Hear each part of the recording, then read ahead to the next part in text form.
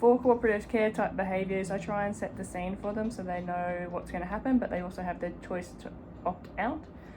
So when I call Lucy over, she's going to come and stand on this mat. She has a chin target and a little, I call it the plate, that the food is going to get delivered onto. I have a bowl of snacks, which we kind of use the bucket game as well, which we put in front of this so that she orientates towards that, which means that I can come around the side. If she lifts her head, I will stop what I'm doing. I'll give her a moment to reset and pop it back down and say yes. But if she can't, I'm not going to not reinforce her for saying no. So I will get a treat and send it away so that she can come back and choose to come back, or she can choose to go back to her bed, and either one's fine. Saying that, there's situations when you don't have a choice, so I wouldn't use this setup. So if they're not going to be able to say no and I can't listen to it, I won't use this setup, but I'll use another setup so they know the story of what's happening there as well. So Lincoln just had injections, 4 injections a day, and they stung, and it was for a week. And so I set the scene because I knew I didn't want to ask him to do this and then say no and me have to go, actually mate, we still have to finish it. But I set the scene that only happened on the dining room chair. I had a bowl like this but with wet food in it smeared around the edge, so it was like half a teaspoon of wet food that he really, really liked. He knew that was coming. And then I also had a ball, because ball is life for Lincoln, where he got 3 to 5 throws of hide your eyes and they throw the ball and you go get it, post-injection. And he still voluntarily came for every one of his injections, which was pretty impressive because they bled, he had bruising. We were doing so many, there was not an area of his back that I hadn't attacked yet. So it wasn't a pleasant experience for anyone, but he did really well and he didn't hold any grudges, which is awesome. Okay, so I'm going to show you with Lucy. So Linky, back to bed. Good boy. So I've got Lucy set up. I have the bowl of food in the front, which is our bucket game type food.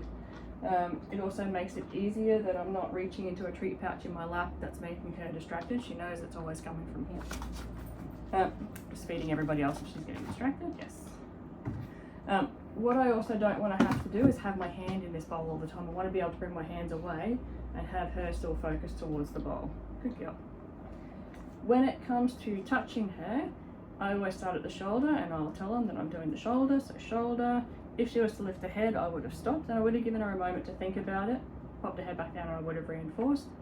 But if she was uncomfortable that she couldn't put her head down, I'm not going to punish her and that I'm not going to reinforce her for that, but rather than reinforce here, I'll reinforce away so she gets the opportunity to come away and come back and say I'm ready to go again.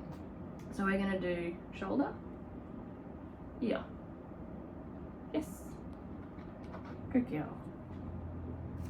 I'm just going to pay all of the other dogs that are waiting their turn patiently.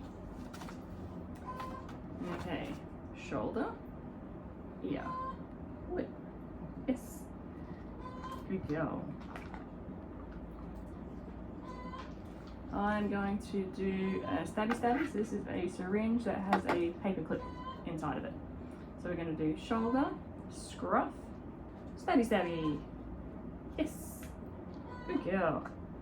And if I thought that my dog is putting myself in a position just because there's food, if you drop that one, you can get it, I'll send them away so they have the opportunity to come back. Okay, so we're going to do scruff, stabby stabby, yes, good girl. Okay, so now I might want to listen to her chest, but rather than reach over, I'm going to come around to the other side. So just walking around it would be enough to distract some dogs, so I'm going to pay her for that. I'm going to wait for her to pop her head down. And I'm going to still start up here and come and have a listen. She stops. Yes. Yes, good girl. So clever. Good girl. Good job. Okay, you're done. Okay, so now we're just going to show you how we do Linky's nails. So we have nail clippers and a Dremel, so I normally actually use the Dremel. I actually have another one upstairs which I like better than this one, that's quieter, but Linky will be fine with this one. So, Linky. Again, we have this blue mat, so he knows the deal. He's incredibly keen. Just going to give you my foot. Yes. I'm going to turn it on. The problem with this is his ears like to get stuck in things. Okay, I'll do your back foot then, that's fine. Yes. And I tend to reset him away so he can come back anytime he likes. And he doesn't have to if he doesn't want to. Brian, in your box. Okay, can I do a front foot, Linky? Thank you. Another front. No, I don't want the back foot. I want the front foot. So if he's going to be antsy, we're going to ask for something else. So we're going to ask him to go on his side.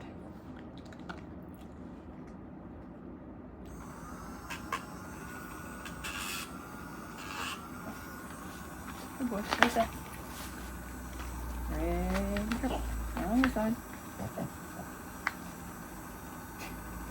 So keen.